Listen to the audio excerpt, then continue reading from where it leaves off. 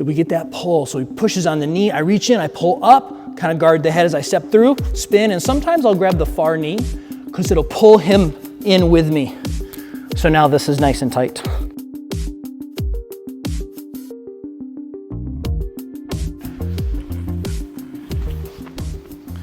All right, so we had talked about the near side arm bar from knee mount, right? So I pop up the knee mount and he winds up pressing into my belly. I give him the weight, control the tricep, I step over, squat, and we come down for the arm bar, yes? But what about that other arm? So what's the indicator? I'm not just gonna run and attack this. There's gonna be a moment. Now I'm gonna bend this knee and give Sam some space so he can breathe. I'm trying to not put all the pressure on him. Obviously, if I'm sitting here doing this the whole time to him while I'm teaching, he's gonna be miserable. I don't wanna do that to my partner while I'm demonstrating, right? So you're gonna see me do a bad knee mount just to be able to talk and he's not in pain.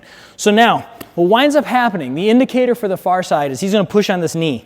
And when he pushes on that knee, because he's thinking in his mind, boom, he's gonna push off of me, but that's not gonna happen for him. It's just natural human instinct to push on that. When that happens, I'm gonna reach in with the arm and I'm gonna hook at the elbow, okay? I wanna cup, but when I cup, I wanna bring him up. See this space I make right here?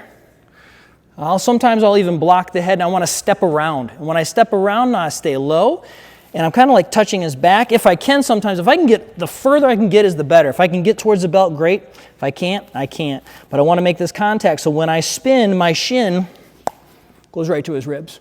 Now I can sit and then roll back into the arm bar. What we typically see will happen is guys will get to position, they'll push, they'll pull this up, or they won't pull up. They'll leave this guy flat and then like,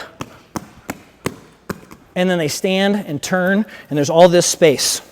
Instead, I want to bring him up so there's less space I have to step and I can step tighter.